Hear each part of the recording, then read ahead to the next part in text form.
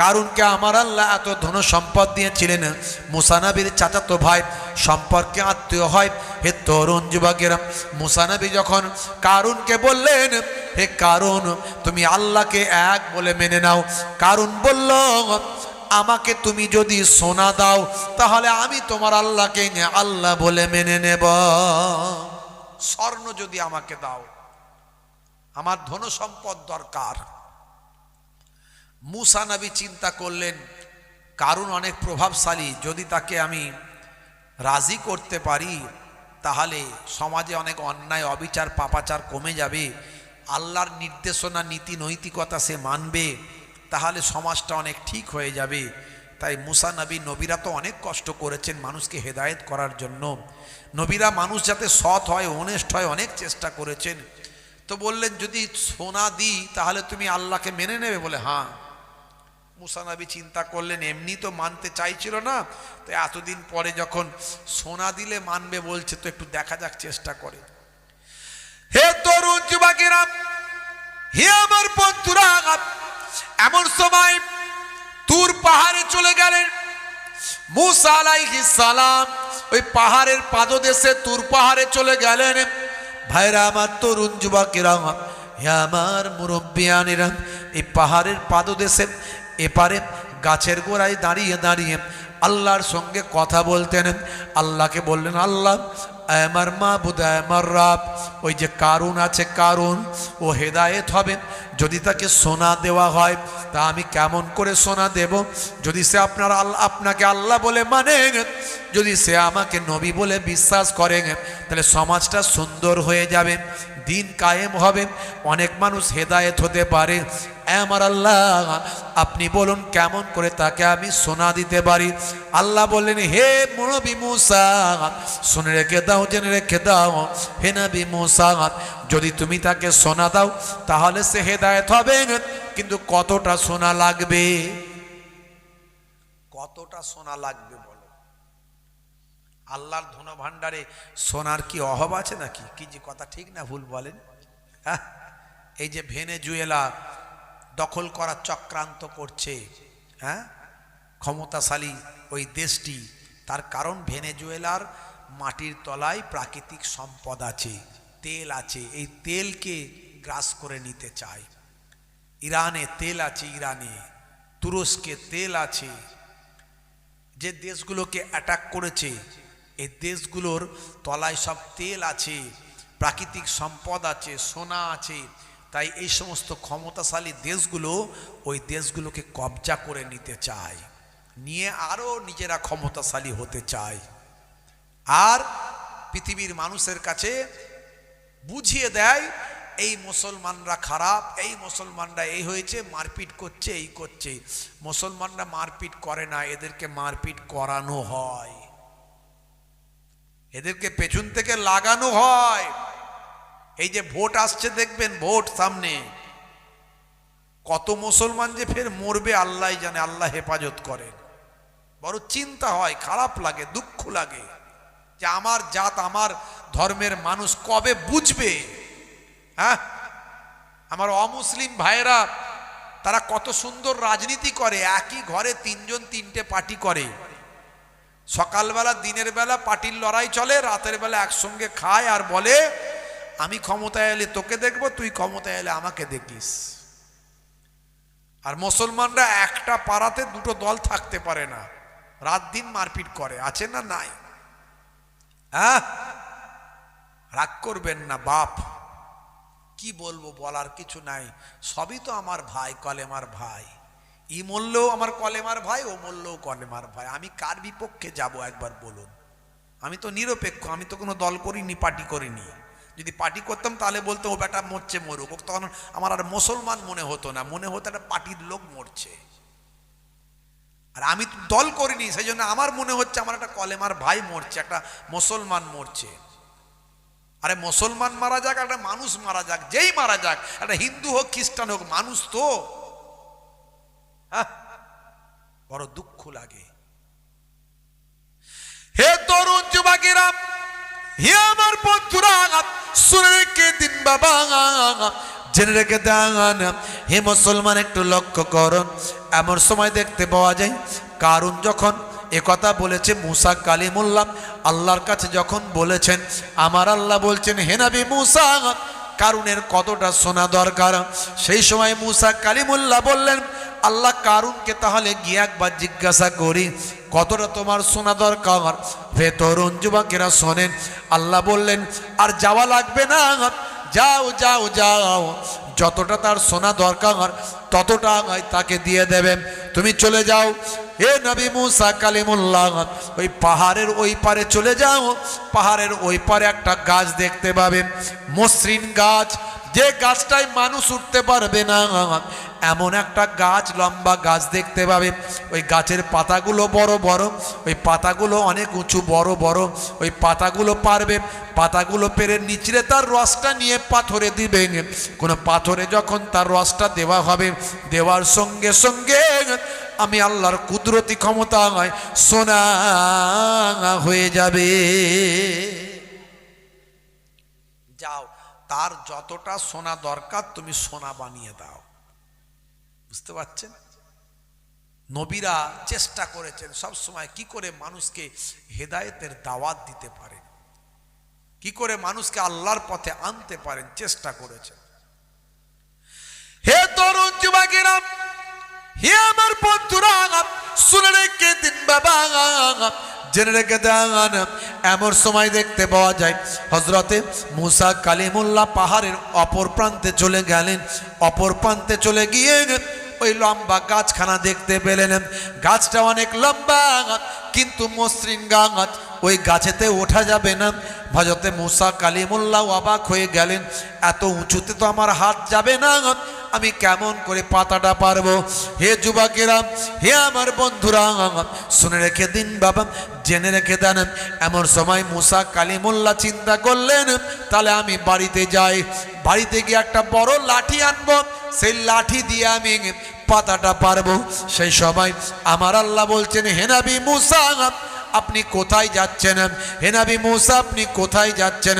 মুসা কালিমুল্লাহ বললেন, আমি আমার বাড়িতে যাচ্ছি। আল্লাহ,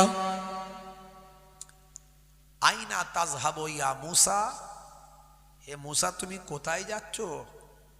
আজহাবু ইলাল বাইত, আমি ঘরের দিকে যাচ্ছি। আল্লাহ আল্লাহ বললেন কেন হয়? মানে আল্লাহ আমি একটা বড় লাঠি আনতে যাচ্ছি। আল্লাহ বললেন, হে নবী মুসা তোমার ডান হাতে ওটা কি? হ্যাঁ, হাজা আসায়া, এটা আমার হাতে লাঠি। লাঠি আছে তো লাঠি আবার আনতে যাচ্ছ কেন? এই লাঠিটা মুসা নবীর শ্বশুর সাহেব দিয়েছিল, মুসা নবীর শ্বশুর দিয়েছিল উপহার, বিয়ের উপহার। বুঝতে পারছেন? আচ্ছা, এখনকার যুগে যদি জামাইকে একটা লাঠি দেয় বিয়ের উপহার, কেমন হবে বলেন তো দেখি? বিয়েটাই নষ্ট হয়ে যাবে। আমাকে অপমান করছে, লাঠি দিচ্ছে বিয়েতে। হ্যাঁ, কোথায় গাড়ি দেবে, 4 চাকা গাড়ি, তার জায়গায় লাঠি দিচ্ছে। কথা ঠিক না ভুল? কিন্তু মুসা নবী এই লাঠিকে ভীষণ পছন্দ করতেন, শ্বশুরের দেওয়া লাঠি। আমার আল্লাহ ওই লাঠিতে মুজিজা দিয়েছিলেন। কি মুজিজা দিয়েছিলেন? ওই লাঠি যখন হাত থেকে ছাড়তেন বিশাল বড় সাপ হয়ে ছুটত, বিশাল বড় সাপ হয়ে ছুটত। মুসা নবীকে আল্লাহ বললেন, হে নবী মুসা সাপের লেজটা ধরে নাও। সাপের লেজটা যখন মুসা নবী সাহস করে ধরলেন, ধরার সঙ্গে সঙ্গে আবার আগের মতো লাঠি হয়ে গেল। জোরে বলুন সুবহানাল্লাহ। এই লাঠিটা মুসা নবীর হাতের 80 হাত লম্বা।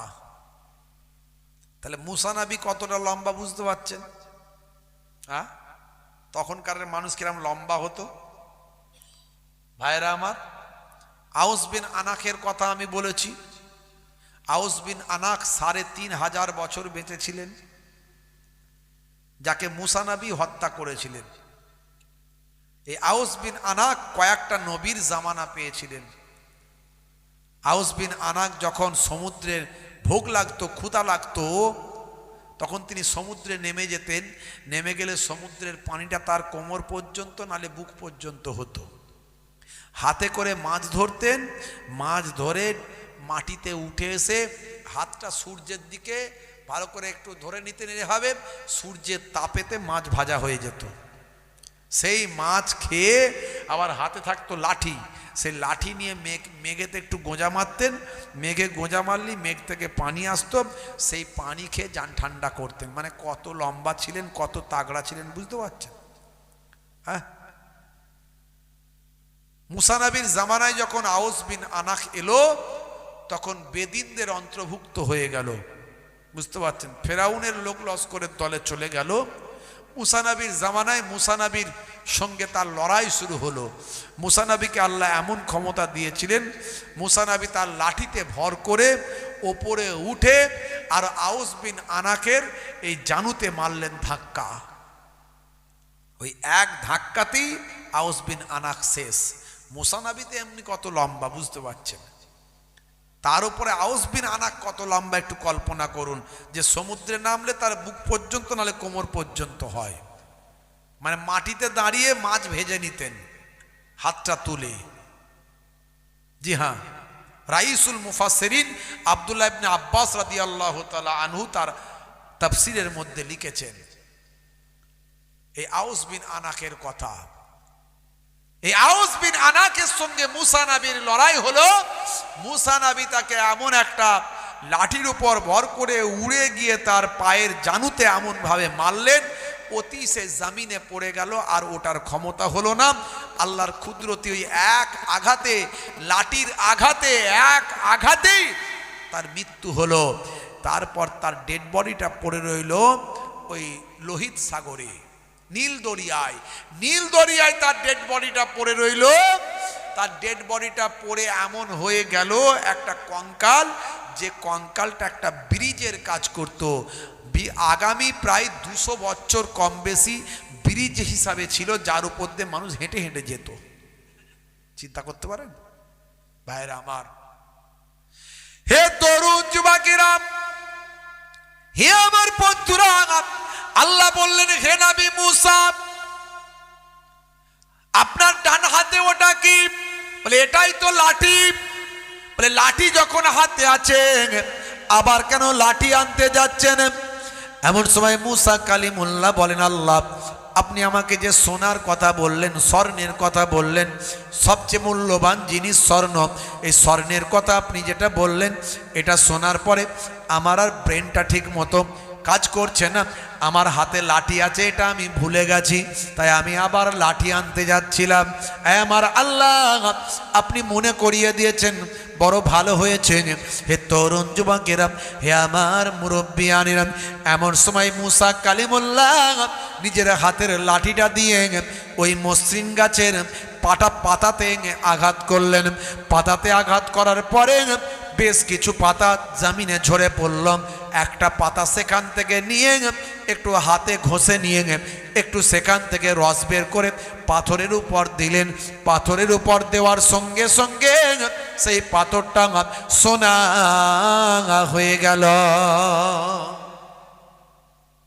ভাইরা আমার, মুসা কালিমুল্লাহ সেই পাথরটা দেখলেন যে সোনা হয়ে গেল। চিন্তা করলেন যে শুধু ওপরটা সোনা হলো না ভিতরেরটাও, নিচেরটাও সোনা হয়েছে, মাঝখানটাও সোনা হয়েছে, এটা চিন্তা করছে মুসা কালিমুল্লাহ। তা এমন সময় মুসা কালিমুল্লাহ ভালো করে বলে, অন্য একটা পাথর দিয়ে এই পাথরটাকে ভেঙে দেখি তো যে এর নিচেরটাও, নিচের অংশটাও সোনা হয়েছে কিনা। তাই মুসা কালিমুল্লাহ ভাই আমার সেই পাথরটাকে ভাঙলেন। ভেঙে দেখছেন না, আল্লাহর ওয়াদা কখনো ফেল হয় না, ভিতরের অংশগুলো পুরোটাই সোনা হয়ে গেছে। জোরে বলুন সুবহানাল্লাহ। মুসা কালিমুল্লাহ ওই গাছের পাতাগুলো নিয়ে সব বাড়িতে চলে গেলেন।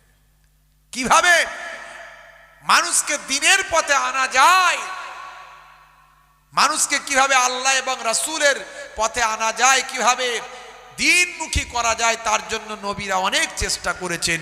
উদউ ইলা সাবিলি রাব্বিকা বিল হিকমাতি ওয়াল মাউইজাতিল হাসানা, তোমরা মানুষকে ইসলামের দিকে আহ্বান করো, ডাকো সুন্দর উপদেশ, সুন্দর কৌশলের দ্বারা। জোরে বলুন সুবহানাল্লাহ। জোরে হবে না? হাজারো ব্যথা বেদনার পরে ফিরে আসুনি তুমি আপন ঘরে, দিনের আলো তুমি ছড়িয়ে দিতে চলে গেলে মদিনায় মক্কা ছেড়ে। হে রাসূল তোমাকে ভুলি আমি কেমন করে। আমার নবী পাক কত কষ্ট করেছেন মানুষকে হেদায়েত দেওয়ার জন্য, নামাজি বানানোর জন্য, রাসূলের সুন্নত পালন করানোর জন্য, আল্লাহকে আল্লাহর একত্ববাদ মানানোর জন্য কত কষ্ট করেছেন। খেয়ে না খেয়ে দিন প্রচারের কাজে নিজেকে দিয়েছ বিলিয়ে, তায়েফের কাফেরেরা চিনল না এ আলো, দুষ্ট ছেলেদের পিছু দিল লেলিয়ে। খেয়ে না খেয়ে দিন প্রচারের কাজে নিজেকে দিয়েছ বিলিয়ে, তায়েফের কাফেরেরা চিনল না এ আলো, দুষ্ট ছেলেদের পিছু দিল লেলিয়ে। পাথরের আঘাতে ক্ষত বিক্ষত হয়ে সারা শরীর থেকে রক্ত ঝরে। হে রাসূল তোমাকে ভুলি আমি কেমন করে। আল্লাহুম্মা সাইয়্যিদিনা। হেরার গুহায় তোমারই ধ্যান, আসমান থেকে নামে আল কোরআন। হেরার গুহায় তোমারই ধ্যান, আসমান থেকে নামে আল কোরআন। তোমাকে ভুলি আমি কেমন করে। আল্লাহুম্মা সাল্লি আলা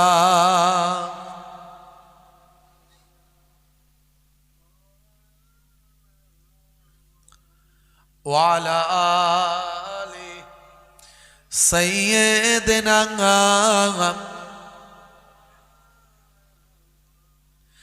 হে তরুণ যুবকেরা, হে আমার বন্ধুরা, শুনে রেখে দিন বাবা, জেনে রেখে দেন নবীরা কত কষ্ট করেছেন। সেই বাবা ভাই আমার গাছের পাতাগুলো হযরতে মুসা কালিমুল্লাহ বাড়িতে নিয়ে গেলেন। বাড়িতে নিয়ে গিয়ে ভাই আমার স্ত্রীকে বললেন, হে আমার প্রিয়তমা স্ত্রী, আমাকে কতগুলি পাত্র দাও, সে পাত্র আমার কাজে লাগবে। ভাইয়েরা আমার, তরুণ যুবকেরা ওই পাত্রগুলো নিয়ে নিজেই পাতা থেকে রসগুলো বের করে পাত্র ভর্তি করতে লাগলে।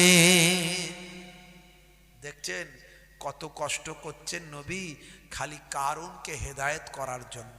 ভাবুন তো একবার, নবীরা কত কষ্ট করেছেন, আউলিয়ায়ে কেরামরা কত কষ্ট করছেন, যারা এখন হাক্কানি আলেম ওলামা আছেন তারা কত কষ্ট করছেন মানুষকে আল্লাহওয়ালা বানানোর জন্য, হেদায়েত দেওয়ার জন্য। হ্যাঁ ভাইয়েরা আমার, তরুণ যুবকেরা আমার, মুরব্বিয়ানেরা আমার, এখনো সময় আছে, এখনো সময় আছে। আমরা যদি হেদায়েত হয়ে যাই, আমার আল্লাহ আমার আপনার দোয়াকে কবুল করবেন। জোরে বলুন সুবহানাল্লাহ। এখনো সময় আছে। মুসা নবীর জামানাতি এক সময় খরা হয়েছিল, খরা। সে খরা হওয়ার কারণে লোকেরা মুসা নবীকে বলল, হুজুর আপনি তো আল্লাহর নবী, আল্লাহর সঙ্গে আপনার কথা হয়, তো একটুখানি আপনি আল্লাহর কাছে একটু দরখাস্ত করুন যেন আমাদের খরাটা কেটে যায়, আমাদের এখানে যেন পানি বর্ষণ হয়। মুসা নবী বললেন, ঠিক আছে চলো সব জমিনে ময়দানে গিয়ে আমাদের নামাজ পড়তে হবে, দুরাকাত নামাজ পড়বো একসঙ্গে আমরা। দুরাকাত নামাজ পড়ে আল্লাহ তাআলার দরবারে আমরা দোয়া চাইবো, আল্লাহকে বলবো আল্লাহ তুমি পানি দাও। হে তরুণ যুবকেরা, হে আমার বন্ধুরা, হযরতে মুসা কালিমুল্লাহ 2 রাকাত নামাজের ইমামতি করলেন। জমিনের বুকে ময়দানে গিয়ে গেলেন। ময়দানে গিয়ে পানি নাজিল হওয়ার জন্য আল্লাহ তাআলার দরবারে 2 রাকাত নামাজ আদা করলেন। নামাজে হাজার হাজার মানুষকে নিয়ে হযরতে মুসা কালিমুল্লাহ 2 রাকাত নামাজটা পড়ে আল্লাহ তাআলার দরবারে দোয়াটা চাইতে লাগলেন। আয় আমার আল্লাহ, আয় আমার মাবুদ, এত তোমার বান্দাদের নিয়ে ময়দানে হাজির হয়েছি, বহুদিন যাবত এখানে পানি তুমি দাও না। মাবুদ আল্লাহ, তোমার দরবারে দরখাস্ত করি তুমি পানি দাও। হে তরুণ যুবকেরা, মুসা কালিমুল্লাহ আল্লাহ তাআলার দরবারে যখন দোয়া চাইছেন, পানির জন্য যখন দোয়ার কথা বলছেন, পানি তো দেওয়ার দূরের কথা, আমার আল্লাহ আকাশের সূর্যের প্রখরতা, সূর্যের তেজটা আরো বাড়িয়ে দিয়েছে। সূর্যের তেজ বেড়ে যাচ্ছে। মুসা নবী বলছে, আল্লাহ এটা কেমন হলো? আমার সঙ্গে তোমার কথা হয়, তুমি আমাকে পয়গম্বর বানিয়েছো, নবী বানিয়েছো, তো সূর্যের তেজ বাড়িয়ে দিচ্ছ, ব্যাপারটা কি? আমি তো সবার কাছে অপমান হয়ে যাব, লজ্জিত হয়ে যাব। আল্লাহ তুমি এটা কেন করছো? আল্লাহ বলছেন, হে নবী মুসা,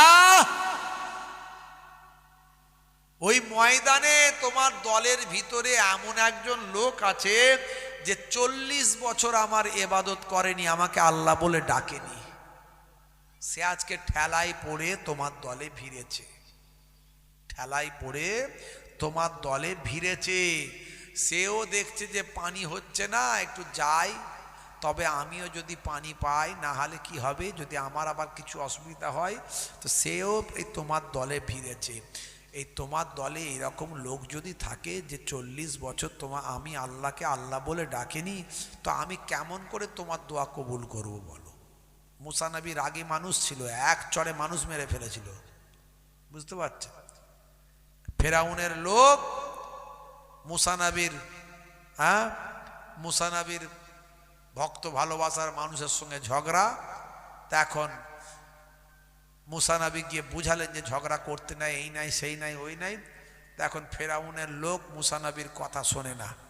মুসা নবী বোঝাচ্ছে, বুঝতে চায়নি। এত রাগী মানুষ ছিলেন আর এত শক্তিশালী মানুষ ছিলেন, দিলেন একটা চর, এক চরিতেই বেটা ফিনিশ, বুঝতে পারছেন? অনেক লম্বা ঘটনা। তো মুসা নবী রাগী মানুষ।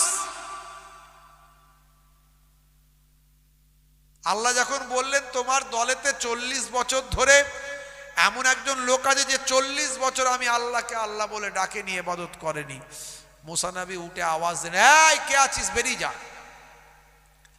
আমার দলের ভিতরে, এই নামাজিদের ভিতরে যে আছিস, 40 বছর আল্লাহকে ডাকিসনি, আল্লাহ বলে দিয়েছে বেরিয়ে যা, তোর জন্য পানি হচ্ছে না, তোর জন্য আল্লাহ পানি দিচ্ছে না। আচ্ছা বলুন, এরকম লোক যদি কেউ দলে থাকে, সে কি বেরিয়ে যাবে মনে হচ্ছে? সে তো বরং আরো মাথা নিচু করে নেবে যাতে হুজুর দেখতে না পায়। যদি সে বেরিয়ে যায়, লোকে তাকে সকালবেলা টিকতে দেবে, মাচায় বসতে দেবে, চায়ের দোকানে বসতে দেবে? সরে বস, সরে বস, 40 বছর আল্লাহকে ডাকিসনি, তোর জন্য পানি হচ্ছে না, সরে বস বলবে তো নাকি? সে তো বেরোচ্ছে না, সে তো মাথা নিচু করে মনে মনে করছে মুসা নবী যেন আমাকে দেখে না ফেলে, চিনে না ফেলে। হে তরুণ যুবকেরা, আল্লাহর দরবারে চোখ পড়া পানি, বুক পড়া বেদনা নিয়ে মাথা নিচু করে ওই ব্যক্তি কান্না শুরু করলো। আয় আমার আল্লাহ, তুমি ঠিকই বলেছ, আমি তোমাকে 40 বছর ডাকিনি, তোমার ইবাদত বন্দেগী করিনি, আমি তোমাকে তোমার হুকুমটা পালন করিনি, কিন্তু আমার আল্লাহ আজকে আমি বড় বিপদের মধ্যে পড়েছি। আমি তোমার কাছে ওয়াদা করছি, প্রতিজ্ঞা করছি, তুমি আমাকে ক্ষমা করে দাও। আমি তোমার কাছে তওবা করছি। আমার আল্লাহ কোরআন মাজিদের ভিতরে বলেছেন, ইয়া আইয়ুহাল্লাযীনা আমানু তুবু ইলাল্লাহি তাওবাতান নাসুহা। হে তরুণ যুবকেরা, আল্লাহ বলছেন বান্দারে, হে বিশ্বাসী বান্দারা, তোমরা যখন তওবাটা করবে, ইয়া আইয়ুহাল্লাযীনা আমানু তুবু ইলাল্লাহি, আল্লাহ তাআলার দরবারে তওবা করো, তাওবাতান নাসুহা, অন্তর থেকে তওবা। এই অন্তর থেকে যখন তওবা করেন, কোনো মানুষ যখন আল্লাহর দরবারে অন্তর থেকে যখন তওবা করেন, আমার আল্লাহ তার জীবনে জিন্দেগির গুনাহগুলোকে মাফ করে দেয়। হে তরুণ যুবকেরা, হে আমার বন্ধুরা, শুনে রেখে দিন বাবা, জেনে রেখে দেন। এমন সময় দেখতে পাওয়া যায় ওই মানুষটা মাথাটা নিচু করে আল্লাহর দরবারে চোখ ভরা পানি, বুক ভরা বেদনা নিয়ে ঝরঝর ঝরঝর করে কেঁদে কেঁদে আল্লাহর দরবারে দোয়া চাই, তওবা করে, আল্লাহকে বলে, আল্লাহ তুমি আজকের দিনে আমাকে বাঁচিয়ে দাও, আমার সম্মানকে রক্ষা করে দাও। মানুষ যদি জানতে পারে আমি 40 বছর তোমাকে ডাকিনি, লোকে আমাকে খারাপ বলবে, আমি যদি বেরিয়ে যাই বড় লজ্জার কথা, আমি কিভাবে এখান থেকে বেরোই। মাবুদ আল্লাহ তুমি আমাকে ক্ষমা করে দাও, আমাকে মাফ করে দাও। মাথাটা নিচু করে তওবা করতে থাকে আর ঝরঝর করে কাঁদে, আল্লাহ আজকে যদি তুমি আমার সম্মানটা বাঁচিয়ে দাও, আজকে যদি তুমি মেঘ দিয়ে পানিটা দিয়ে দাও, আজকে যদি তুমি এখানে পানিটা দান করে দাও, তাহলে আমার কথা মানুষ ভুলে যাবে, আমার কথার কারো খেয়ালে থাকবে না। আমি তোমার কাছে ওয়াদা করছি জীবনে জিন্দেগিতে তোমার ইবাদত আমি ছাড়ব না। হে তরুণ যুবকেরা, আল্লাহর আরশে ওই বান্দার তওবা কবুল হয়ে গেল। সঙ্গে সঙ্গে দেখা যায় আকাশ থেকে কালো মেঘ তৈরি হয়ে গিয়ে ঝরঝর ঝরঝর করে পানিটা শুরু হয়ে গেল। এত পানি এত পানি এত পানি এত পানি, পানিতে পরিপূর্ণ হয়ে গেল। মুসা কালিমুল্লাহ আল্লাহকে বললেন, আল্লাহ এটা কেমন হলো? আপনি তো আমাকে বলেছিলেন একজন ব্যক্তি আছেন যে 40 বছর আমি আল্লাহকে ডাকেনি, সেই ব্যক্তি যদি না বেরিয়ে যায় তাহলে পানি তুমি দেবে না, এ কথা তুমি বলেছিলেন। আকাশের রৌদ্রের তাপটা বাড়িয়ে দিয়েছিলেন, কোনো মানুষ বেরিয়ে যায়নি, তারপরেও তুমি পানিটা দিয়ে দিলে, এটা কেমন হলো? আমার সম্মানটা মানুষের কাছে কোথায় গেল? লোকে আমার ইজ্জতটা কোথায় গেল?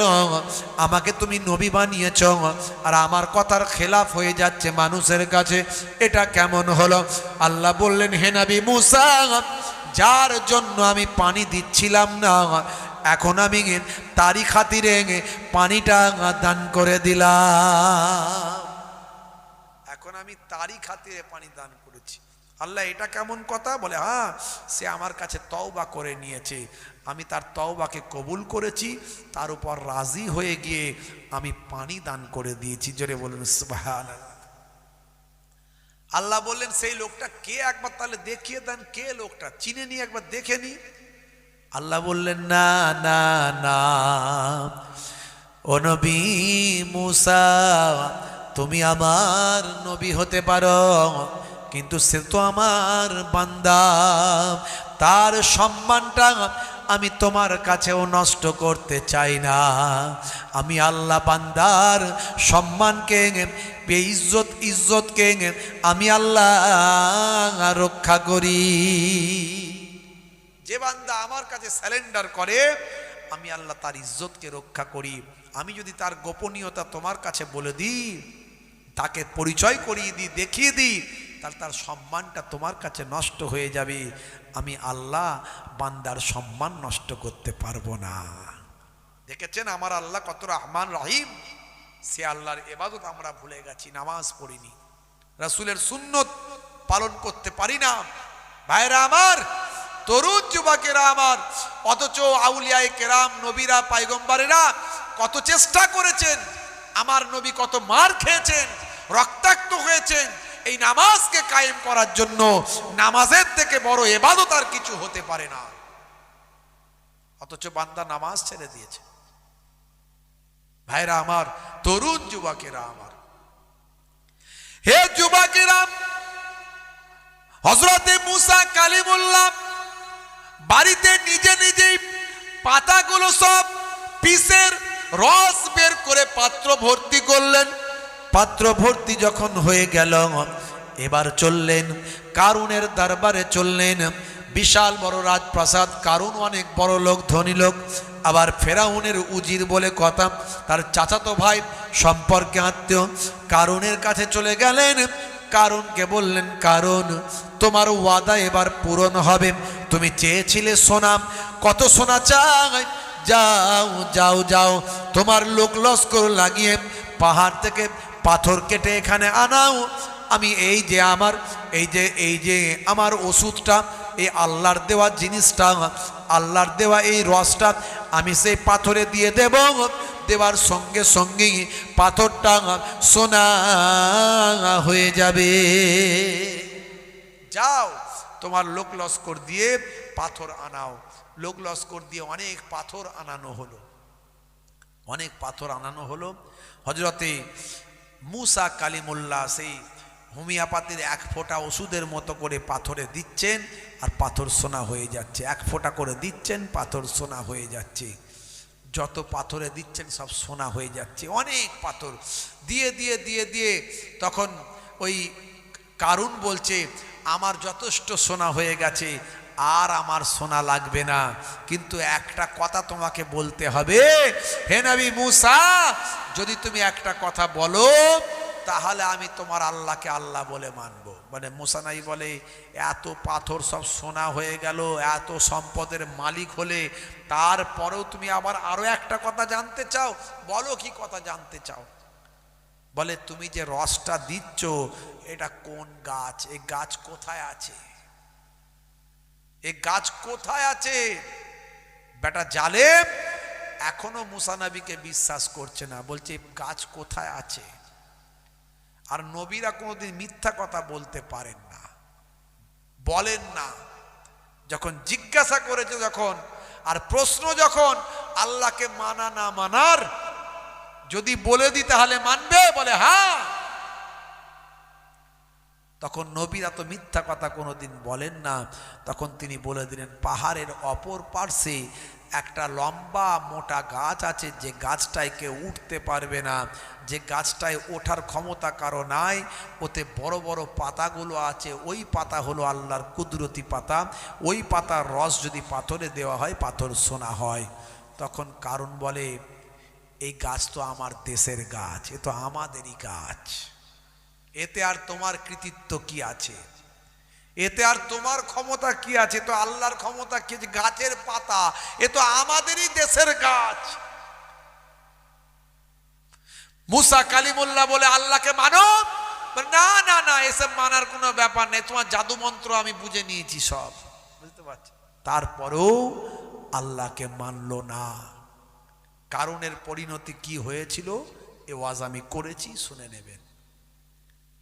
বলার উদ্দেশ্য হলো, এত চেষ্টা করেও কারণ আল্লাহ ওয়ালা হলো না। আর নবীরা চেষ্টা করতেই থাকেন কিভাবে মানুষকে হেদায়েতের দিকে আনা যায়। আল্লাহ বলছেন, বান্দা যদি তোমরা আমার ইবাদত করো, আমি আল্লাহ তোমাদের হেফাজত করব, আর যদি তোমরা আমার ইবাদত না করো, তোমরা ধ্বংসপ্রাপ্ত হবে, ক্ষতিগ্রস্ত হবে। ভাইরা আমার, তরুণ যুবকেরা আমার, আজ থেকে প্রতিজ্ঞা করুন আল্লাহর ইবাদত করবেন। ইবাদতগুলোর মধ্যে সবচেয়ে বড় ইবাদত হলো নামাজ। নামাজ বাদ দিয়ে কোনো ইবাদত হতে পারে না। নামাজের থেকে বড় ইবাদত আর কিছু নাই। বান্দা নামাজ পড়ো, আঁকড়ে ধরো, ছেড়ো না নামাজ এক জীবনে। করোনা কাজা হবে যে সাজা, দোজক ঠিকানা আখিরাতে, দোজক ঠিকানা আখিরাতে। ফজর গেল ঘুমে ঘুমে, জোহর বেলা তে কাজ, আসর গেল তাসার আড্ডায়, মাগরিব হেলা ফেলায়। নামাজ তোমার সঙ্গের সাথী, নামাজ হলো গোরের বাতি, নামাজ বিনা এই দুনিয়ায় সবই যে বৃথা। বান্দা নামাজ পড়ো আকের ধরো, ছেড়ো না নামাজ এক জীবনে, করো না কাজা হবে যে সাজা, দোজখ ঠিকানা আখিরাতে, দোজখ ঠিকানা আখিরাতে। আল্লাহ রাব্বুল আলামিন আমাদের প্রত্যেককে নামাজি বানিয়ে দেন। বলুন আল্লাহুম্মা আমিন, বলুন আল্লাহুম্মা আমিন। আমার আল্লাহ চাইলে বড় বড় অসুখ দিতে পারে, cancer, tumour, paralysis, heart attack, বড় বড় অসুখ। আবার আমার আল্লাহ পারেন মানুষকে সুস্থ রাখতে। জোরে বলুন সুবহানাল্লাহ। এর জন্য আপনাকে দোয়া চাইতে হবে। দোয়াটা কোথায় চাইবেন? আল্লাহ নিজে জানিয়ে দিয়েছেন, আস্তাঈনু বিসসাবরি ওয়াসসালাহ। বান্দা তোরা আমার কাছে সাহায্য প্রার্থনা কর ধৈর্য এবং নামাজের মাধ্যমে। জোরে বলুন সুবহানাল্লাহ। নামাজের মাধ্যমে দোয়া চাইতে হবে। ওই চায়ের দোকানে বসে বসে বললে হবে না, আল্লাহ আমার এতজনের উপকার হচ্ছে আমার হচ্ছে না, এতজনের লাভ হচ্ছে আমার হচ্ছে না, এতজনের ব্যবসা চলছে আমারটা চলছে না। ওই চায়ের দোকানে বললে হবে না। নামাজে সিজদায় গিয়ে আল্লাহকে বলো, অন্তর থেকে বলো, বলতে বলতে বলতে বলতে 21 দিন বলো, ইনশাআল্লাহ তোমার দোয়া কবুল হয়ে যাবে। আস্তে আস্তে তোমার উপকার হতে শুরু করবে। কোনটা দিয়ে চ্যানেল তৈরি হবে আমি আপনি কেউ বুঝতে পারবো না, কিন্তু আল্লাহর হতে হবে, আল্লাহর দরবারে আসতে হবে। আমার মায়েরা বোনেরা, 4টে ভালো কাজ করবেন, নামাজ ছাড়বেন না, বছরে 1 মাস রমজানের রোজা ছাড়বেন না, স্বামীর দেখাশোনা করবেন, স্বামী খারাপ হোক ভালো হোক যাই হোক, স্বামী যেন না বলে আমার স্ত্রী আমার কথা শোনে না। 3 নাম্বার। 4 নাম্বার, বাইরে যদি বেরোতেই হয় একটু মোটা কাপড় গায়ে দিয়ে মাথায় দিয়ে সম্মানের সঙ্গে ইজ্জতের সঙ্গে। মুসলমান ঘরের নারী, আমার ইসলাম পর্দার কথা বলেছে, আমার ইসলাম নারীদের সম্মান দিয়েছে। এখন যে মহিলারা অর্ধলঙ্গ হয়ে নাচ গান করে ওই রকম নয়, আমার ইসলাম নারীদের সম্মান দিয়েছে। তা আপনি মুসলমান ঘরের নারী, বাইরে যদি বেরোতেই হয় মাথায় গায়ে একটু মোটা কাপড় দিয়ে পর্দার হেফাজতের মধ্যে বাইরে বেরোবেন। এই 4টে কাজ যদি মায়েরা করতে পারেন, আমার আল্লাহ 8টা জান্নাতের দরজা কাল কায়ামতের দিনে খুলে দেবেন। জোরে বলুন সুবহানাল্লাহ। জান্নাতের 8টা দরজা কায়ামতের পরে আল্লাহ খুলে দেবেন। আমার মায়েরা 5 ওয়াক্ত নামাজটা পড়বেন। ভাইরা আমার, অল্প মানুষ, ঠান্ডার রাত, কথা অনেক আলোচনা ছিল, কত কথা বলবো, কথা অনেক ছিল, অনেক আওয়াজ, বিজ্ঞান নিয়ে ইতিহাস নিয়ে আমি বলি, আপনারা জানেন, কিন্তু আপনাদেরও আর কষ্ট হচ্ছে বুঝতে পারছি, পরিস্থিতি খুব খারাপ। তো সেই দিকে লক্ষ্য রেখে খুব একটা বেশি আর আলোচনা বাড়াতে যাচ্ছি না। ঠান্ডার রাত বাবজি আমার, তো এই নামাজটা পড়বেন। আর আমার পুরুষ মানুষরা ভাইরা আর একটা কাজ করবেন। আমি অনেক সুন্নতের কথা বলি, সব সুন্নতের মধ্যেই কম বেশি বিজ্ঞান বাস্তবতা আছে। অনেক সুন্নতের কথা বলি, কিন্তু একটা বড় সুন্নত, সেটা হলো মুখের দাড়ি। মুখের দাড়ি যদি বড় রাখতে লজ্জাবোধ করেন, ছোট রাখবেন, কিন্তু নবীর সুন্নত মনে করে রাখুন, ইন্নামাল আমালু বিন্নিয়াত, নিয়তের উপর আমল হবে। জি হ্যাঁ, এখন তো দাড়ি রাখা মুখের ফ্যাশন, মুখের সৌন্দর্য। বিরাট কোহলি রেখেছে, হরভজন সিং রেখেছে, লিওনেল মেসি রেখেছে, কত নেতা মন্ত্রী রেখেছে, খেলোয়াড় প্লেয়াররা রেখেছে। তা আপনি ওই নেতা মন্ত্রী খেলোয়াড় প্লেয়াররা রেখেছে বলে নয়, নবীর সুন্নত মনে করে যদি দাড়িটা রাখেন, ছোট হলেও রাখেন। আজ ছোট আছে, ইমানি শক্তি একদিন বেড়ে গেলে বড় দাড়িটা হয়ে যাবে। আর যদি তার আগে যদি মারা যান, ওই অবস্থায় যদি কবরে চলে যান, মুনকার নাকির ফারিস্তা বলবে মান রব্বকা, দেখতে পাবে নবীর সুন্নতটা মুখে রাখা। হতে পারে ওই ছোট দাড়িটা হবে নাজাতের জারিয়া। ভাইরা আমার, এই দুটো কাজ আমার মায়েরা ভাইরা করেন। এক হলো নামাজ, এক হলো মুখের দাড়ি।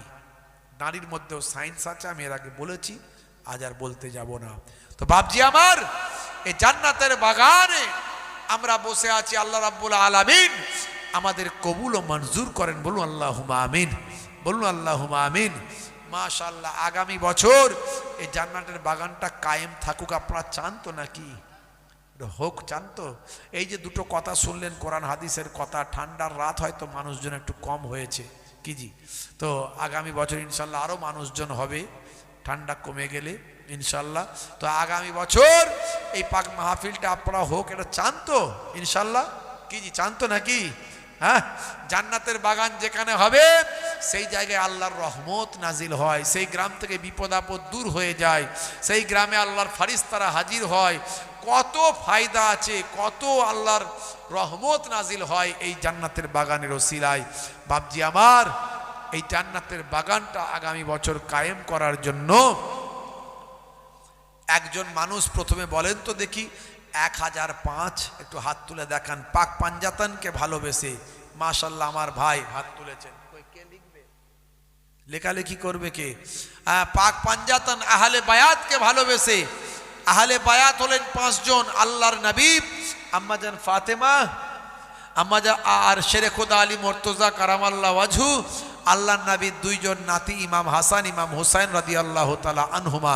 এই 5 জন হলেন পবিত্র আহলে বায়াত পাক পাঞ্জাতান। যে লিখবে তাড়াতাড়ি চলে এসো। এই পাক পাঞ্জাতানকে যদি আপনি ভালোবেসে আজকে যদি দান করেন, আমি দোয়া চাইবো আপনাদের পীরের ঘরের আওলাদ এই গভীর রাত্রিতে, দুনিয়ার অফিস বন্ধ, আল্লাহর অফিস খোলা, এই পাক পাঞ্জাতানকে যদি আপনি ভালোবেসে দান করেন, আমি দোয়া চাইবো আল্লাহ রাব্বুল আলামিন যেন কাল কায়ামতের দিনে পাক পাঞ্জাতানের ওসিলায় আল্লাহ তাআলা নাজাতের জারিয়া করে দেন। আর কাল কায়ামতের দিনে এই পাক পাঞ্জাতানের ওসিলায় আল্লাহ যেন আপনাকে কবুল করে নেয়, আর পাক পাঞ্জাতানের সঙ্গে আল্লাহ যেন আপনাকে জান্নাতি বানিয়ে দেয়। জোরে বলুন আল্লাহুম্মা আমিন, বলুন আল্লাহুম্মা আমিন। আমার ভাইরা একজন হাত তুলেছেন, কি নাম ভাইয়ের? ভাইয়ের নাম কি বলেন? জনাবি ইয়াসিন মন্ডল সাহেব পাক পাঞ্জাতান আহলে বায়াতকে ভালোবেসে 1005 টাকা। জোরে বলুন মারহাবা, বলুন না মারহাবা, নারে তাকবীর, নারে তাকবীর। আর দোয়া চাই আল্লাহুম্মা আমিন। এই রাব্বি আল্লাহ, এই রাব্বি মাবুদ, আপনার একজন বান্দা আগামী বছর পাক মাহফিলের জন্য পাক পাঞ্জাতানকে ভালোবেসে, আহলে বায়াতকে ভালোবেসে, আহলে বায়াতের রুহানি নেক নাজার নেক ফায়েজটা নসিব করার জন্য, আহলে বায়াতের ওসিলা দিয়ে দোয়াটা যাতে হয় তার জন্য আপনার একজন বান্দা থাকতে না পেরে পাক পাঞ্জাতানকে ভালোবেসে 1005 টাকা দান করলেন। কার পকেটে কত, কার এটিএমে কত, কার ব্যাংকে কত আপনি জানেন, আমি জানি না। আপনি চাইলে বড় বড় অসুখ দিতে পারেন, ভেলোর পাঠাতে পারেন, চেন্নাই পাঠাতে পারেন, ম্যাড্রাস পাঠাতে পারেন, লক্ষ লক্ষ টাকা খরচ করাতে পারেন, ব্যাঙ্গালোর পাঠাতে পারেন, শরীরে বড় বড় অসুখ দিতে পারেন। আবার আপনি চাইলে সামান্য র্যানটাক জিনটাক কোয়াক ডাক্তারে সুস্থ রাখতে পারেন। আমার আল্লাহ, আমার মাবুদ, যারা দান করব কি করব না চিন্তা করছে, তাদের দান করার তৌফিক দেন, তাদের বুঝিয়ে দেন, ওরে বান্দা এটা কোরআনের মাহফিল, এটা ইসলামের মাহফিল, হাদিসের মাহফিল, এটা নবীর। আমেরিকার আদালতে তাদের বিচারের ব্যবস্থা করা হয়েছে, অথচ এই ভেনেজুয়েলার ভাই আমার প্রেসিডেন্টের বন্ধু দেশ হলো চীন, রাশিয়া এবং উত্তর কোরিয়া এবং ইরান। তারা কিন্তু ভীষণভাবে ক্ষুব্ধ হয়েছে, ক্ষেপে উঠেছে। উত্তর কোরিয়া ভাই আমার আমেরিকার যে ঘাঁটি আছে সেই ঘাঁটিতে অ্যাটাক করে দিয়েছে। হে তরুণ যুবকেরা, আস্তে আস্তে মিলে যাচ্ছে এই জার্নালের কথা, এই ম্যাগাজিনের কথা। ভয়ঙ্কর পরিবেশ তৈরি হতে চলেছে আগামী দিন। হে যুবকের, একদিকে যেমন যুদ্ধ, আর একদিকে পৃথিবী আপনাকে আমাকে কন্ট্রোল করছেন। সারা পৃথিবীর বা আমার পুঁজিপতিরা যারা ওই সমস্ত মাথায় বসে আছে, তারা পৃথিবীর মানুষকে নিজেদের আয়ত্তের মধ্যে রাখার চেষ্টা করছে। আমার আপনার যে হাতের মোবাইলটা, এই মোবাইলের মাধ্যমে আমাকে আপনাকে তারা প্রতিনিয়ত লক্ষ্য করছে। কোথায় যাচ্ছি, কি করছি, কার সঙ্গে কথা বলছি, ওপর তলার মানুষেরা সব খবরটা রাখছে। আজ আমি আপনি কিন্তু স্বাধীন নেই, পরাধীন। আপনি কাকে কি কথা বলছেন কোথায় যাচ্ছেন, কত টাকা লেনদেন করছেন, টাকা পয়সা কি তুলছেন, হ্যাঁ, সব কিছু তথ্য কিন্তু ওপরতলার মানুষদের কাছে আছে। হ্যাঁ, সব কিছু তথ্য আছে। আগামী কিছুদিনের মধ্যে আস্তে আস্তে আমাদের এই ভারতবর্ষেও ক্যাশলেস হয়ে যাবে, টাকার মার্কেটে থাকবে না, যা হবে সব মোবাইলই লেনদেন, সব মোবাইলই লেনদেন হবে। সে একেবারে ঠেলাওয়ালা রিক্সাওয়ালা থেকে শুরু করে হুজুর পীর সাহেব, কারোর কাছে টাকা থাকবে না, সব মোবাইলে লেনদেন। আর ওপরতলার লোকেরা সব নজর রাখছে, যদি কাউকে মনে করে যে ওকে এক্ষুনি ধনী থেকে ভিখারি করব, 2 সেকেন্ডে করে দেবে, খালি আপনার ব্যাংক অ্যাকাউন্টটা সিজ করে দেবে, ব্যাস। আর আপনার লেনদেন কিছু হবে না, আপনি ছিলেন ধনী, হয়ে গেলেন ভিখারি। টাকা তো সব ব্যান্ড হয়ে যাবে, 2000 টাকার নোট আর চলে না, আগামী কিছুদিনের মধ্যে 500 টাকার নোটও আর চলবে না। কিভাবে বিশ্বের মানুষকে কন্ট্রোল করা হচ্ছে একবার ভাবুন। আপনার কোনো স্বাধীনতা বলে কিছু আর থাকবে না, আর যুদ্ধ আপনার দোরগোড়ায় চলে আসবে, যুদ্ধ আপনার দোরগোড়ায়। এখন আমরা দেখছি যে মধ্যপ্রাচ্যে যুদ্ধ চলছে, লড়াই চলছে, মিসাইল পড়ছে, একদিন দেখবেন আপনার ঘরের সামনে মিসাইল পড়ছে, শুরু হয়ে যাবে এরকম পরিস্থিতি। ভয়ঙ্কর দিন আসছে আমাদের মাঝখানে। তা আমরা বাঁচবো কেমন করে, চলবো কেমন করে, কি করবেন আপনি? হে তরুণ যুবকেরা, হে আমার বন্ধুরা, শুনে রেখে দিন বাবা, জেনে রেখে দেন।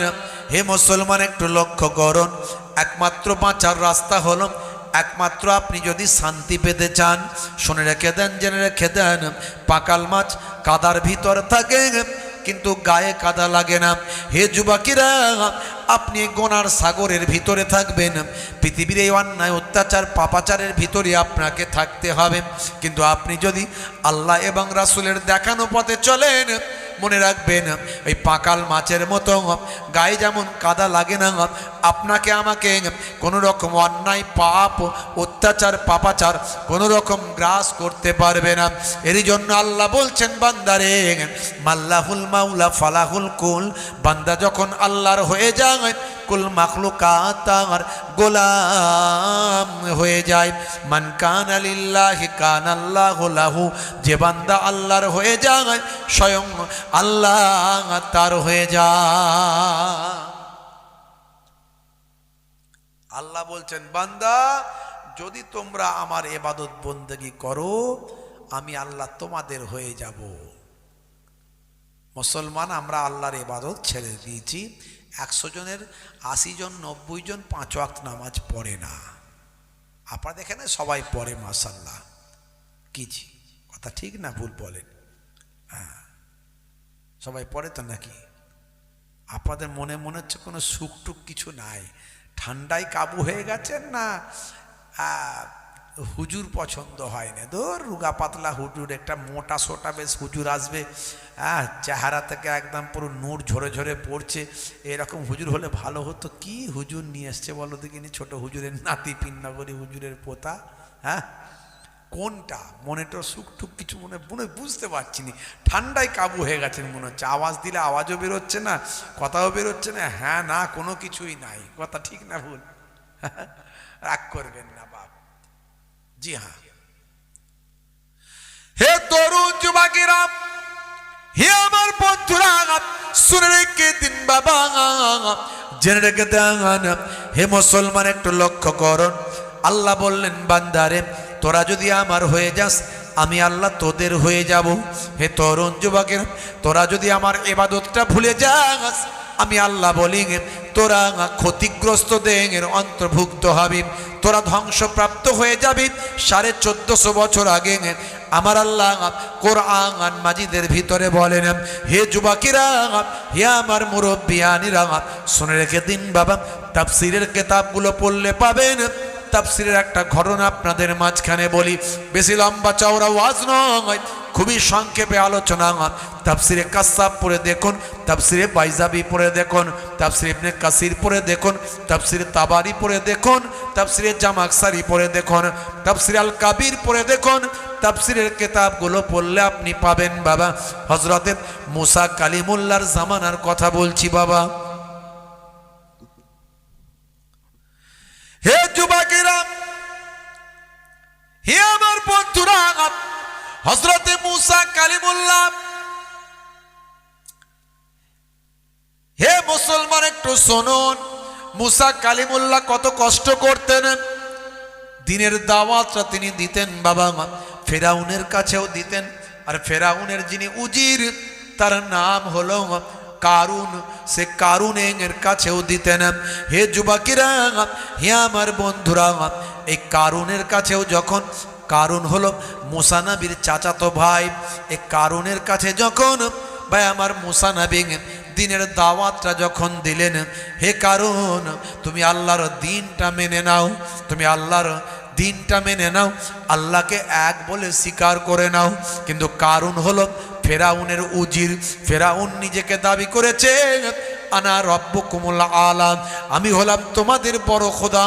হে তরুণ যুবকেরা, আর উজির হলো কারুন ভাই আমার, তার বন্ধু ফেরাউনের উজির। হে যুবকেরা, হযরতে মুসা কালিমুল্লাহ যখন কারুনকে বলল, কারুন তুমি আল্লাহর দ্বীনটা মেনে নাও, তুমি আল্লাহর শরিয়তটা মেনে নাও, আল্লাহর একত্ববাদকে গ্রহণ করে নাও, পৃথিবীর কোনো মানুষ কখনো খোদা হতে পারে না, ফেরাউন কখনো খোদা হতে পারে না, ফেরাউন কখনো আল্লাহ হতে পারে না। আল্লাহ হলেন তিনি যার ক্ষমতা হলো অসীম। জোরে হবে না, জোরে হবে না ভাইরা আমার। আল্লাহ যে আছেন এটা আমরা বিশ্বাস করি তো না করি না? কি জি বলেন, কি করে করেন, কি করে করেন? এমনি এমনি তাই তো নাকি? আমরা মুসলমান ওই জন্য করি, তাই তো নাকি? হ্যাঁ কি বলেন ভাইজান? আমরা মুসলমান এই জন্য করি নাকি? আল্লাহ যে আছেন আমরা বিশ্বাস করি। ভাইরা আমার, তরুণ যুবকেরা আমার, মুরব্বিয়ানেরা আমার, মুসলমান শুনে রেখে দেন, আমি আপনাকে 2 মিনিটের একটা উদাহরণ দিচ্ছি। এই যে মাইকটা চলছে, এই মাইকটা কি এমনি এমনি তৈরি হয়ে গেছে না কেউ তৈরি করেছে? বলেন তো দেখি, বলেন কেউ তৈরি করেছে না এমনি এমনি হয়ে গেছে? হ্যাঁ, কেউ তৈরি করেছে, এমনি এমনি তো হয়ে যায়নি। এই এমনি এমনি তো নিশ্চয় তৈরি হয়ে যাওয়ার কথা নয়, অটোমেটিক তো হয় না, নিশ্চয় কেউ না কেউ তৈরি করেছে, তাই না? কেউ না কেউ তৈরি করেছে এই মাইকটাকে। বন্ধুরা আমার, তরুণ যুবকেরা আমার, মুরব্বিয়ানেরা আমার, এই কোরআন মাজিদ সাক্ষী দেয়, হাদিস পাক সাক্ষী দেয়। ভাইরা আমার, এই পৃথিবীতে সব কিছুর কর্তা ছাড়া কখনো কর্ম হয় না, আমরা প্রমাণ পাই সব কিছুই। এই মোবাইলটা দেখছি, এমনি এমনি নিশ্চয় মোবাইলটা তৈরি হয়নি, মোবাইলটার একজন তৈরি কারক আছে। তাহলে আকাশ, এই জমিন, এই চাঁদ, এই সূর্য, এই যা কিছু আছে, এই সব কিছুর কেউ না কেউ একজন তৈরি কারক আছে। তিনি হলেন মহান, তিনি হলেন অসীম, তিনি আর অন্য কেউ নন, তিনি হলেন মহান আল্লাহ। জোরে বলুন সুবহানাল্লাহ। বলে আল্লাহকে দেখতে পাওয়া যায় না। আল্লাহকে যদি দেখতে পাওয়া যেত তাহলে আল্লাহর ক্ষমতা ছোট হয়ে যেত, কারণ আল্লাহর থেকে আকাশ বড় হয়ে যেত, আল্লাহর থেকে পাহাড় বড় হয়ে যেত। এই জন্য আল্লাহ তো সবের স্রষ্টা, আল্লাহকে দেখা যাবে কেমন করে? কারণ দেখা যাবে না, কারণ তিনি সব কিছুর স্রষ্টা, তাকে তার অস্তিত্ব আছে এটা প্রমাণ পাওয়া যায়। বিশ্ব ব্রহ্মাণ্ডের সব কিছু দেখে বোঝা যায় আল্লাহ আছেন। জোরে বলুন সুবহানাল্লাহ। বিজ্ঞানীরা বিগ ব্যাং থিওরি আবিষ্কার করেছে, বলছে বিশ্ব ব্রহ্মাণ্ড অটোমেটিক তৈরি হয়েছে। বিজ্ঞানীরা বলছে বিশ্ব ব্রহ্মাণ্ড অটোমেটিক তৈরি হয়েছে, আকাশ জমিন সব অটোমেটিক হয়েছে। হ্যাঁ ভাইরা আমার, তরুণ যুবকেরা আমার, সেটা বিজ্ঞানীরা তারা তাদের গ্রন্থে বলছে এটা কবে, এটা আবিষ্কার হয়েছে 1931 সালে। যিনি আবিষ্কার করেছেন তার নাম হলো মিস্টার জর্জ লেমিন্ট্রে। মিস্টার জর্জ লেমিন্ট্রে তিনি আবিষ্কার করে বলেন যে 1931 সালে বিজ্ঞানীরা বা আমার মিস্টার জর্জ লেমিন্ট্রে তিনি বলছেন এই বিগ ব্যাং থিওরির মাধ্যমে তিনি আবিষ্কার করছেন যে এই আকাশ এবং জমিন সবকিছু মিলিত ছিল, কিন্তু হঠাৎ তার উপর একটা বিস্ফোরণ হলো। এই বিস্ফোরণ হওয়ার কারণে আকাশ আর জমিন, আকাশ আকাশের জায়গায়, পৃথিবী পৃথিবীর জায়গায়, এভাবে সব বিভক্ত হয়ে গেছে। এটা কবে আবিষ্কার হলো? আজ থেকে 94 বছর আগে। যিনি আবিষ্কার করলেন তার নাম কি? তার নাম হলো পৃথিবী বিখ্যাত জ্যোতির্বিদ মিস্টার জর্জ লেমিন্ট্রে। যখন জর্জ লেমিন্ট্রে এটা আবিষ্কার করলেন তখন কোরআনের গবেষকরা বলছেন এটা তো আমাদের কোরআনে 1450 বছর আগে লেখা আছে। জোরে হবে না? সবাই অবাক হয়ে গেল। এই এত কিছু যন্ত্রপাতি দিয়ে, এই দিয়ে ওই দিয়ে এত কিছু করে এই আবিষ্কার হলো, বিশ্ব ব্রহ্মাণ্ড তৈরি হয়েছে কিভাবে? আর এটা কোরআনে লেখা আছে। বলে হ্যাঁ, এই যে আপনি বললেন আকাশ আর জমিন সব একসঙ্গে ছিল, মিলিত, তারপর সেটা পৃথক হয়ে গেছে, এটা তো কোরআনে লেখা আছে। বলে সেটা হতে পারে কি করে? হ্যাঁ হতে পারে, এই জন্যই যে মহান আল্লাহ তো সব কিছু সৃষ্টি করেছেন, তাই পৃথিবীর মানুষ না জানলেও আল্লাহ তো জানেন, তাই 1450 বছর আগে কোরআনে লিপিবদ্ধ করে দিয়েছেন। দেখাও তো দেখি কোথায় আছে, দেখাও তো দেখি কোথায় আছে। কোরআনের গবেষকরা বলছে খুলুন, কোরআন তো সবাইয়ের কাছে আছে। আছে না নাই? হ্যাঁ, মুসলমানের ছেলে আমরা, আমাদের কাছে কোরআন মাজিদ আছে না নাই? কি জি? হ্যাঁ, শুধু ঘরে থাকলে তো হবে না, তোলা থাকলে একটু পড়তে হবে। আর আপনার মোবাইলে একটা ডাউনলোড করে নিন কোরআনের অ্যাপ, বাংলা উচ্চারণ সহ অর্থ সহ কোরআনের অ্যাপ ডাউনলোড করে নিন। মুসলমানের ছেলে মোবাইলে অ্যাপ ডাউনলোড করে ফ্রি ফায়ার, পাবজি, তারপরে বিভিন্ন রকমের গেম, ক্যারাম বোর্ড, তাস, আরও অনেক কিছু। ওতে কোনো ফায়দা নাই, ওতে গোনা ছাড়া নেকি নাই। ওতে আপনার নেশা হবে, উপকার কিছু হবে না। ওতে আপনার জ্ঞান বৃদ্ধি হবে না, কোনো কাজে লাগবে না। পৃথিবীর বুকে একটা কেতাব, যে কেতাবটা পড়লে আপনার জ্ঞান বৃদ্ধিও হবে, আর প্রত্যেকটা অক্ষরের বিনিময়ে 10টা করে নেকি হবে। জোরে বলুন সুবহানাল্লাহ। সেই কোরআন মাজিদ আপনি পড়ুন, দেখবেন আপনার জীবনটা ধন্য হয়ে যাবে। একবার বাংলায় উচ্চারণ করে অর্থ সহ যদি বানেটা পড়েন আপনি, কোরআন মাজিদ আরবি পারেন না, বাংলায় উচ্চারণ সহ পড়েন, কাল কায়ামতের দিন ওই কোরআন মাজিদ আপনার নাজাতের জারিয়া হয়ে যাবে। সেই কোরআন মাজিদ আপনি খুললে পড়লে পেয়ে যাবেন, প্লে স্টোরে গিয়ে ডাউনলোড করে নেবেন। হে তরুণ যুবকেরা, হে আমার বন্ধুরা, শুনে রেখে দিন বাবা, জেনে রেখে দেন। হে মুসলমান, একটু লক্ষ্য করুন, সূরার নাম হলো সূরা আম্বিয়া। এই সূরা আম্বিয়ায় আপনি যাবেন, 30 নম্বর আয়াত। আমার আল্লাহ বলছেন আওয়ালাম ইয়ারাল্লাযীনা কাফারু আন্নাস সামাওয়াতি ওয়াল আরদা কানাতা রাতকান ফাফাতাকনাহুমা। বন্ধুরা আমার, মহান আল্লাহ বলছেন আওয়ালাম ইয়ারাল্লাযীনা কাফারু, অবিশ্বাসীরা কি লক্ষ্য করে না? অবিশ্বাসীরা কি ভেবে দেখে না? অবিশ্বাসীরা কি লক্ষ্য করে না? আন্নাস সামাওয়াতি ওয়াল আরদ, আন্না মানে নিশ্চয়, সামাউন মানে হলো আকাশ, আরদুন মানে হলো জমিন বা পৃথিবী। নিশ্চয় আকাশ এবং পৃথিবী, কানাতা রাতকান, আল্লাহ বলছেন আকাশ এবং জমিন, আমি আল্লাহ বলছি নিশ্চয় আকাশ এবং জমিন মিলিত অবস্থায় ছিল। ফাফাতাকনাহুমা, আল্লাহ বলেন আমি তাদেরকে পৃথক করে দিয়েছি। দেখছেন, আজ থেকে 94 বছর আগে বিশ্ব ব্রহ্মাণ্ড রহস্য, বিশ্ব ব্রহ্মাণ্ড তৈরির রহস্য, বিগ ব্যাং থিওরি আবিষ্কার হলো, অথচ 1450 বছর আগে আল্লাহর কোরআনে বিগ ব্যাং থিওরি লিপিবদ্ধ হয়ে আছে। জোরে বলুন সুবহানাল্লাহ। এই জন্য কোরআন সত্য, মহাসত্য, ধ্রুব সত্য। কোরআনের একটা লাইনকে কেউ মিথ্যা প্রমাণিত করতে পারেনি। কি ওয়াসিম সরকার, আমরা ওয়াসিম সরকারকে বলেছিলাম, আমি নিজেও তো এফআইআর করেছিলাম জীবনতলা থানায়, আপনারা জানেন, সোশ্যাল মিডিয়ায় ভাইরাল। আমি বলেছিলাম আমরা লেকচারার্স অ্যাসোসিয়েশন অফ বেঙ্গলের পক্ষ থেকে যে আপনি বসুন, আপনাকে বুঝিয়ে দেব, নাহলে আপনি যে শর্ত দেবেন শর্ত মানব। আপনি যদি শর্ত দেন আমরাও শর্ত দেব। নিরপেক্ষ জায়গায় বসুন, কোনো অসুবিধা নাই। ওয়ান ক্যামেরার মধ্যে প্রমাণ হবে যে আপনি ঠিক না কোরআন ঠিক। আপনি কোরআন নিয়ে যেগুলো বলেছেন আপনি ঠিক না কোরআন ঠিক। 9 নম্বর সূরার 5 নম্বর আয়াত, 9 নম্বর সূরার 5 নম্বর আয়াত বলছেন, হ্যাঁ মুশরিকদের ঘিরে ধরো, তাদেরকে হত্যা করো। কথাটা লেখা আছে, কিন্তু এর প্রেক্ষাপট আছে।